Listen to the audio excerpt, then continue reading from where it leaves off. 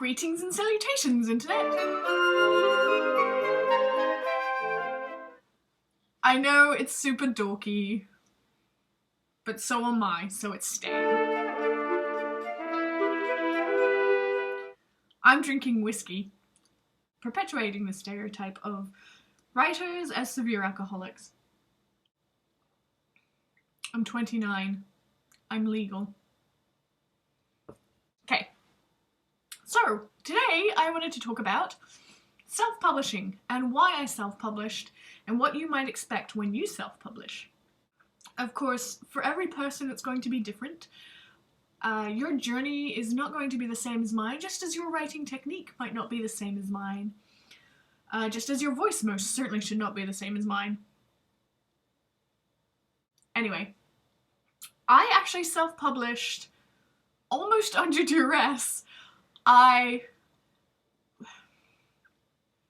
wanted to as much before I self-published as now that I do after self-publishing to be a traditionally published author. There's something, I think,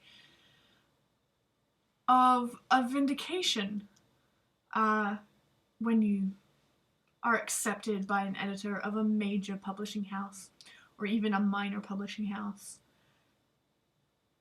or any publisher anywhere or an agent even. Please be my agent. My first self-published book, the anthology of short stories and poems and illustrations that I did, The Dying God and Other Stories, actually came about because when I had finished what later turned out to be a 6-volume epic dark fantasy / horror series that I've called the Great Man series, I jumped online and joined a few groups to sort of research how I might get this series out into the world and what I should do, and probably to find some independent beta readers, because even then I knew that a second and third and fourth pair of eyes would be really, really, really good for my manuscript, most especially since I cannot self-edit. I am so bad. And one of the groups that I joined up with was Aspiring Writers, a LinkedIn group. By the way, if you're on LinkedIn and you feel like you want to connect, I'll leave a link. There we go, link in the description. If I drink more, I might be able to speak. I'm not an alcoholic. Yes, via LinkedIn, I joined the group Aspiring Writers, and through it I met some people that I'm still quite friendly with, actually. One of them, David Nichols, shortly after I met him, decided that he wanted to start an online portal for authors, for them to upload their self-published works to sell to the public, and also to have those works available for agents to peruse. But he, after reading some of my stuff, he begged me to put something of mine up on his site. And at first I was really resistant. I really didn't want to, because that would be self-publishing, and I was going to be a traditionally published author. Damn you! And then finally, after being involved with another group that published an anthology of young adult stories called Unlocked 10 Key Tales, one of my stories was in that book. I'll provide you can download that book for free, by the way. I will provide a link down below so you can get the ebook for free. My story, Her Father's Eyes, is the last story in that book.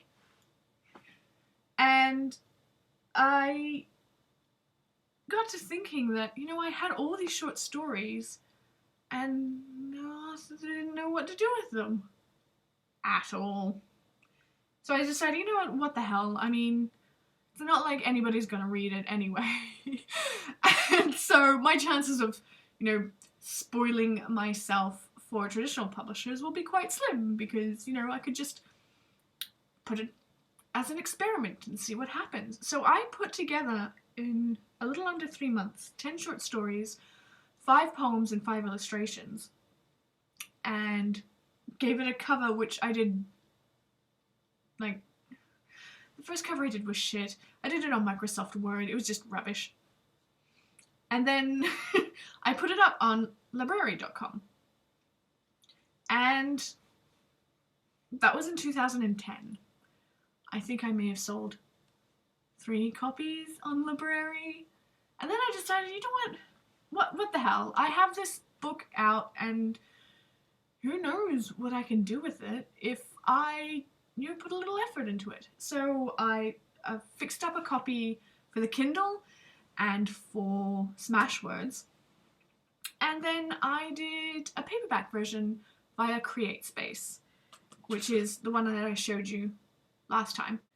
And I published the paperback version 2011, so last year. And I think I've sold maybe 2 more copies online. Brilliant success story, this book. Publishing this was actually kind of fun. I had complete creative control. Not exactly complete editorial control, because I made sure that 2nd, 3rd, and 4th pairs of eyes were, perusing it and trying to pick out mistakes. And after I gave it to my dad, it ended up being a 5th pair of eyes. It's unbelievable what you will skip over. So I had so much fun sort of putting it all together and stuff that I decided to do it again.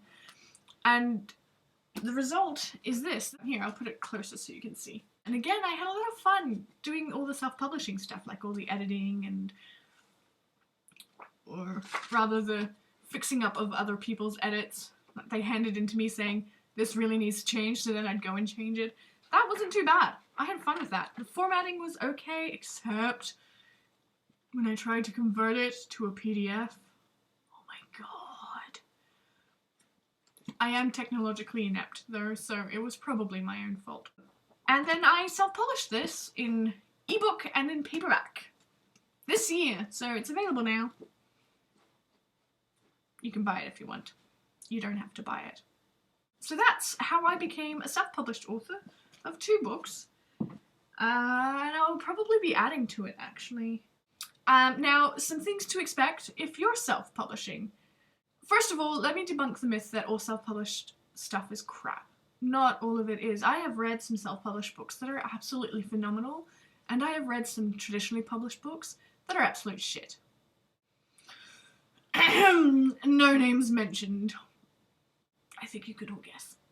Self-published authors, or people looking to be authors, have paid far too much attention to the loud self-publishers that have said traditional publishing is dying, traditional publishers don't care about your work, they don't care about your vision, they don't care about you, they don't care about your book, they only care about making money, and they'll screw you over every single chance they get. Bullshit. Right, without traditional publishers, we would never see Tolkien. We would have never have read The Hobbit or Lord of the Rings or The Silmarillion or any of his other brilliant, imaginative, though sometimes obscure works. We would never have seen Steven Erikson. Those of you who are big into fantasy like I am will probably know Steven Erikson. If you do not know Steven Erikson, what the fuck are you reading? Pick up the first book of the Malazan Book of the Fallen series. It's called Gardens of the Moon. It's freaking brilliant. But again, he's a traditionally published author who happens to be extraordinary. I'm fangirling a bit. I'm sorry, Mr. Erikson. I love your books. Alright. If you are set on self-publishing, be realistic. It is very rare that you're going to hit any kind of massive success with a self-published book. There's just too many people out there right now self-publishing, and you are just going to be one of a cacophony of voices screaming to be heard. You will not have the editing support of a traditional publisher. You will not have the marketing and PR support of a traditional publisher. You will not have the, rights transferal, etc. experts. You will not have the legal experts. You will not have the art, design, etc. You won't have access to the formatters, etc. that you get as part of the package of traditional publishing. You will have to do that all yourself. And it's time consuming, and if you're anything like me, it's quite difficult. PDF conversions. You can always outsource that kind of thing. My book cover, I outsourced. But it's going to cost you money. The marketing is going to cost you money. Buying an ad if you're so inclined, or buying a table at a convention, or, you know, buying your own stock of books so you can sell it if you do a reading at a library, that kind of stuff. It costs money. I am running on a deficit right now. I'm so sad. I'm not really sad. I love it. It's fun. Who cares? If I can't eat, I can always drink.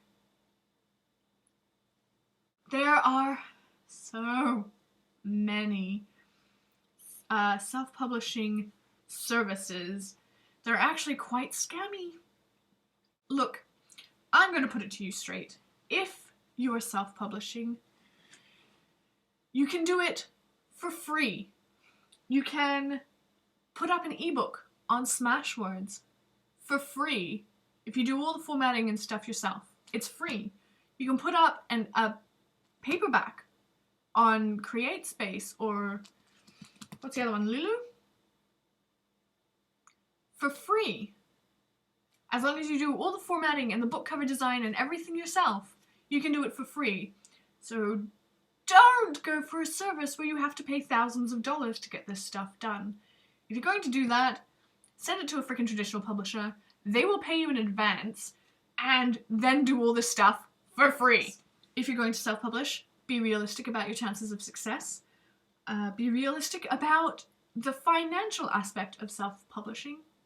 You're not going to make $1,000 in 3 days. You're probably going to spend close to $1,000 in a year trying to get yourself out there. Be aware that when you self-publish, it's a lot of hard work. Not only do you have to outsource some of the stuff, like book covers for me, I can do my own formatting, but book covers, definitely an issue. Editing is definitely an issue because I cannot do it myself. All the marketing stuff, definitely an issue. And I'll talk about marketing, I think, in a different vlog because I hate it. I suck so bad at marketing. I'm so terrible. I can't sell my work at all.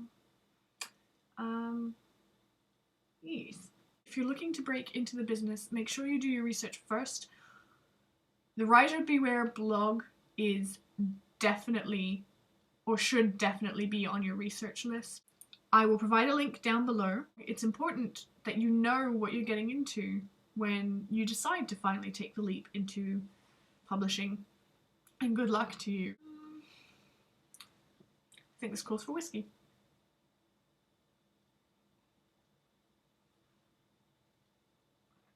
Now I'm worried everyone will think I'm an alcoholic.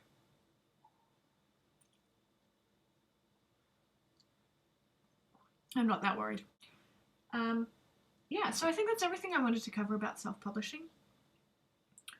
It's a lot of fun, but it's a lot of work, and it can be expensive. And I still want to be traditionally published.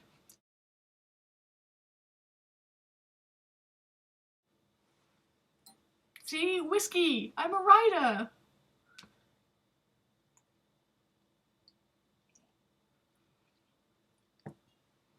I think that gag is only funny because I'm slightly tipsy.